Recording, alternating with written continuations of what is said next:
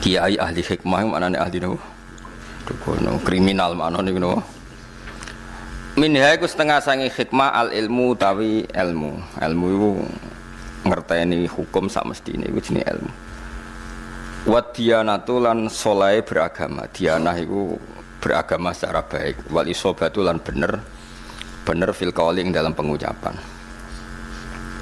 wa hikamuhu ta pira-pira kata mutiarane hikmah iku jamak hikam jamak hikmah mana ana kitab hikam niku wa hikamuhu utawi pira-pira kalimat mutiarane sinten Luqman iku kathiratun akeh maksuratun tur iso den nukil maksude akeh lan ternukil maksude teriwayatkan cara saiki terdokumentasi kana ana sapa Luqman iku yufti iku ifta sapa Luqman qabla bi sati Daud sedurunge kautuse Nabi Daud wa adroka lan menangi sapa Luqman bisa tahu ing kautuse Daud dadi Sayyid napa Luqman Hakim niku periode sedurunge Nabi Daud sampai menangi sinten Nabi Daud ya dadi mulane kata ulama sing meyakini Luqman mboten nabi senajan to pinter ahli hikmah mboten nabi mergi tiang ajam wis ajam tukang ngangon wedhus gak ganteng gak pati ganteng Luqman bareng nabi lahir Nabi Daud wonten ndekne langsung ninggal dadi pemimpin wa khodalan ngalap sapa Luqman anhu saking Nabi Daud al ilma ing ilmu wa tarakalan ninggal sapa Luqman ninggal al futya ing memberi fatwa iku nunjukno nak teori ulama bener umpama Luqman iku nabi kan datangnya Nabi Daud tidak memahjubkan dia karena dia ada nabi apapun pintere Nabi Daud teko langsung dekne napa ngaji dan meninggalkan napa fatwa niki jelas ya mergo kalah kelas tetep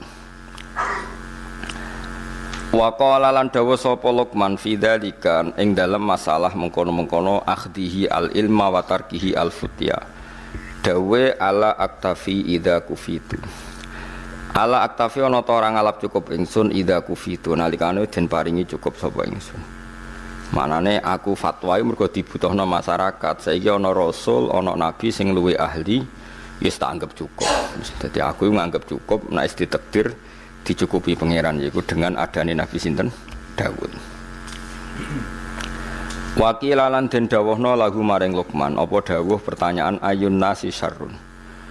Ayun nasi uta dine manusa iku syarrun kok elek banget. Kala dawuh sapa Luqman alladzi la yubali in ra'ahu nasu musian. Iku alladzi ku wong la yubali kang ora peduli sapa ladzi in ra'a lamun ningali hu ing ladzi sapa nasu manusa ora peduli mereka melihat musian wong sing elek. Orang yang ketika berbuat buruk itu tidak peduli lagi ketika dilihat manusia iku elek-elek wong. Mergo niku ngrusak tatanan nggih. Iki kula terangaken nggih, rungokno tenan nggih. Dados kula niku pun neliti beberapa kitab. Sak bijak-bijake ahli hukum, asal gak nabi gak rasul itu tetap bijak nabi. Senajan to cara zahir Nabi Rasul iku penuh dengan ketegangan. Nggih saulang lagi penuh dengan apa? Ketegangan. Misalnya contoh gampang ngeten. Kowe nak kepen ra resiko iku ya aja wayo. Bojo sitok konaah. Wis ayem, engko misale tukaran ya urusan lombok, urusan blonjo kan ringan. Tapi kena bojomu papat itu tukarane kan seru napa? Seru. Tapi cara hukum, mbah kowe iso nglakoni mbah ora, muga-muga ora iso. Paham nggih? Kowe kudu tetep yakin sing bojone papat mek sing siji ku afdol papat. Piye-piye mau, cara hukum nulung wong wedok sitok iku apik, mestine nulung papat iku luwih apik. Nah, kecuali kenyataane nerlantar wong sitok elek apa meneh nerlantarno wong papat. Lah iku tapi kowe kudu sadar, sesadar saja karena hanya dengan cara ini kita ngakui Rasulullah itu lebih baik ketimbang kita. Rasulullah itu garwane songo. Nabi Sulaiman itu kabari Ibrahim 1000. Rogen tahu takok berarti setahun ketemu pisan. Nabi Daud itu kabare 100. Samplo songo, lha tambahi sitok ngono bocah kok. Itu satu-satunya cara kita bisa tahu hikmahnya. Yaitu tadi, perempuan itu lemah. Saiki nulung wong lemah itu baik. Kalau nulung satu baik, dua lebih baik. Pasti begitu. Nulung tok demenan ora dirabi. Solusine dirabi mergo kene nulung tok ora ndayu mesti efeke apa? Wis demenan kok angel temen ngerangno. Oh angel temen wis vulgar wis model ilmune rugen wis apa vulgar. Satu-satunya cara supaya gak demenan apa? Dirabi. Itu cara, tapi ora usah lakoni. Wong kowe ora ngarah kuat. Tapi iki cerita. Lah Rasul kabeh iku garwane iku kathah. Era Nabi Muhammad dikurangi 9 untuk umatnya papat. Tapi umatnya papat itu dodake. Prakteknya kiai-kiai Jawa Timur banyak, bojone tetep apa? Tapi sing tau dirabi 20. Go sing loro iku cadangan, apa? Sing loro kan dipegat-pegat anggar bar di anak dipegat. Jadi akhirnya rabine mbok papat tapi tau ngrasakno wong 20.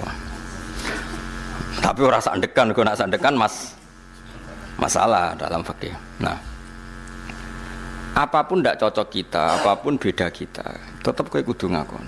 Jajal sampean delok sejarah Wali Songo. Sunan Bonang ipene Kalijaga, kok Kalijaga ipene kan silang-silang mergo Joko Tingkir mantune iki kok silang kon silang-silang kabeh. Paham ya? Nah itu Rasul. Saya ulang lagi itu Rasul. Jadi Rasul itu orang yang berani ngambil sikap resiko meskipun itu ahli hikmah gak wani, tapi nak Rasul itu wani. Tapi ahli hikmah gak wani. Cara sinten Luqman Hakim gak duwe nyali ngono gak duwe, tapi Nabi Daud wani. Berarti Rasul mbek wong saleh dhuwur dia ora tingkatane tetep dhuwur Rasul. Itu tadi karena wani ngambil apa? Resiko. Nah, itu kalau kita ndak punya nyali. Ini penting kalau terangno, paling enggak kowe ra janggal kena apa Rasulullah, para nabi ku berpoligami. Kowe ora iso nglakoni la, aja terus janggal, kafir kena janggal. Kulo nu gak ada pengalaman buruk sekali secara intelektual, tapi saya alhamdulillah menangi pengalaman itu. Jadi dulu itu ketika ada seorang kiai terus jatuh karena dia kiai nasional dan dibully di media massa itu dikira karena poligaminya. Sehingga sampai orang itu yakin bahwa poligami itu buruk karena poligami itu disinyalir karena hiperseks, karena seksnya berlebihan sehingga seorang kiai butuh poligami. Sehingga semua media menulis betapa buruknya poligami dan pasti motivasinya itu hiperseks, seks yang berlebihan. Ternyata penulisnya, kenapa saya mengatakan trauma intelektual? Karena saya itu dulu pernah husnudzon bahwa penulis-penulis itu tak kira muslim yang baik atau dengan pikiran keislamannya. Ternyata itu disusupi non-muslim supaya orang itu janggal dengan poligami. Setelah janggal berarti nanti orang Islam janggal dengan nabinya. Gayanya janggal sama kiai itu, tapi lama-lama janggal dengan nabinya. Itu bahaya. Makanya kita meskipun tidak berani poligami, tidak beraninya macam-macam, dibiayai, wedi sing asli Melayu, macam-macam lah, sebab itu kan macam-macam. Karena 1 tambah 1 tetap 1, karena lari 1 kadang lari dua-duanya. Jadi itu kan gambling ya, apa berjudi. Atau delian, itu senake ning ndi ono delian barang kan ya. Tapi apapun itu kita harus mirip-mirip Nabi, niru Nabi. Kalau menolong orang 1 itu baik, harusnya 2 itu lebih baik, harusnya 4 lebih baik. Kalau punya 1 saja masalah, berarti 4 lebih masalah. Kita hanya ngomong gitu terus. Nah, terus hukumnya piye Gus? Hukumnya ya ngono iku, ngono pokoke. Paham ya? Hukumnya piye? Hukumnya ya. Misalnya koyo kula mulang wong siji ku apik, mulang wong loro luwih apik, mulang sak musala luwih apik. Tapi nek kowe mulang ora bener bodoni wong sitok wae dosa. Apa meneh bodoni wong sak musala. Hukumnya ya wis ngono iku. Lah terus piye? Ya ora piye-piye, pokoke hukumnya. Nah itu Rasul dengan hikmah itu, Rasul itu di atas hikmah. Nggih, Rasul itu di atas. Misalnya contoh gampang gini. Kita tak dudono bodone wong zuhud. Tapi luwih bodho kowe ya, maksudnya iki bodone wong zuhud tetep luwih bodho kowe. Ana wong zuhud dikeki dhuwit wong kafir. Dikeki dhuwit wong kafir 1 juta misalnya. Aja partai, nak partai kan nyuap. Engko nang contohno partai tertentu ning Indonesia sing non muslim aja contone aja partai. Partai iku wis bulet padha bulete lah. Sing bulat maksudnya. Tak baleni malih. Misalnya Mustafa kan gayane zuhud, jenggoten dilo terus kadang mbebot rahum ra roh wong, pokoke modele jadab wis kaya wis soleh-soleh. Iku nak dikeki dhuwit non muslim 1 juta iku gak gelem, dipakano anake wedi haram, Disumbangno masjid wedi ra ditampa mergo dhuwit kok wong kafir. Dikene bojone kok dadi daging haram. Itu zuhud. Tapi di atas itu ada makom yang di atas zuhud. Cara berpikir begini. Ana wong soleh mau manfaatno dhuwit 1 juta. Pilihannya apa? Diobong.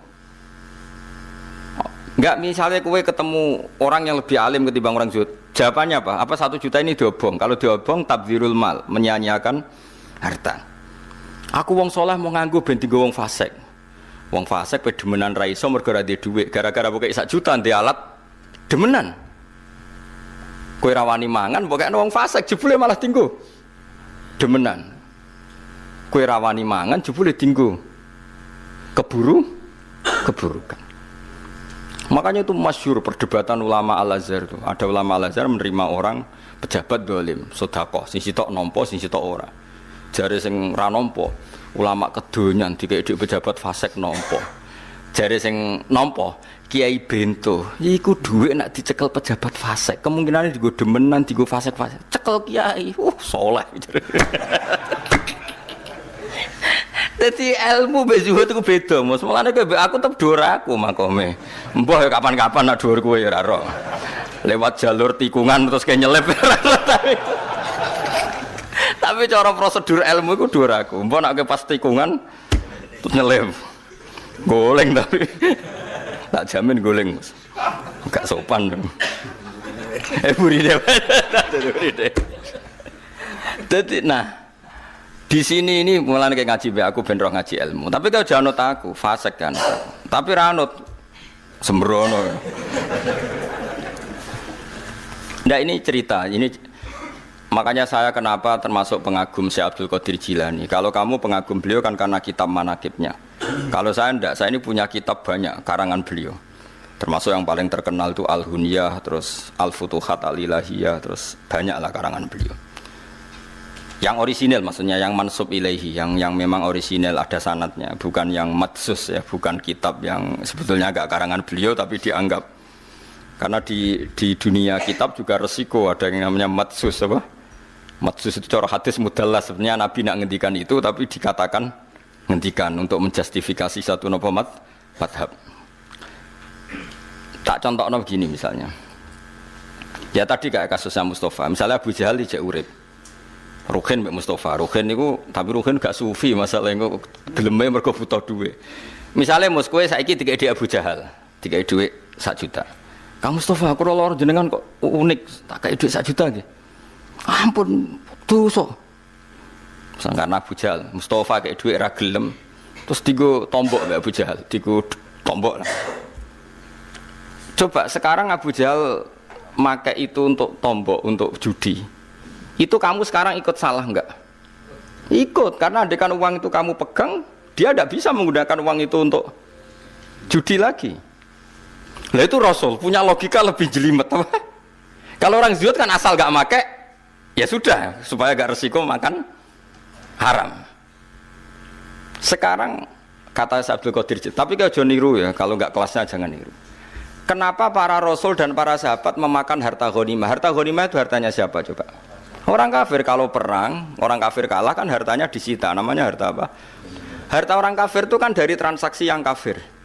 Mungkin mereka rentenir, mereka jual beli khamr, jual beli anjing, jual beli celeng, macam-macam lah. Paham ya? Dari semua hasil kekafiran ini dipakai alat perang. Setelah perang kalah, Nabi nggak ngambil itu. Makanya semua ilmu itu ada silsilahnya kefuan. Kata Nabi, saya diberi ilmu 5 yang Nabi dulu enggak dikasih. Di antaranya ghanimah. Ukhillat lanal ghanaim walam takhilla li ahadin qabli. Ghanimah di era saya halal, tapi nabi-nabi dulu tidak. Kenapa di nabi-nabi dulu ghanimah tidak halal? Nabi Musa enggak boleh makan rampasan Firaun. Nabi Ibrahim enggak boleh makan rampasan Namrud karena miliknya orang. Tapi kata Nabi, untuk saya boleh. Itu ulama itu menduga-duga, kok aneh. Nabi kok nabi pilihan kok malah nggak boleh, malah boleh memanfaatkan ghanimah. Terus ulama-ulamanya Rasulullah itu kan pinter-pinter. Ternyata kaidahnya adalah darul mafasid muqaddamun ala jalbil masalih. Kalau harta itu dikembalikan ke pasukan kafir yang kalah, baru saja misalnya lah tentara, misalnya perang sama Papua, Papua yang pengacau keamanan. Bareng untuk celeng, untuk babi. Terus dibalekno. Monggo ni gadane jenengan yo disate meneh.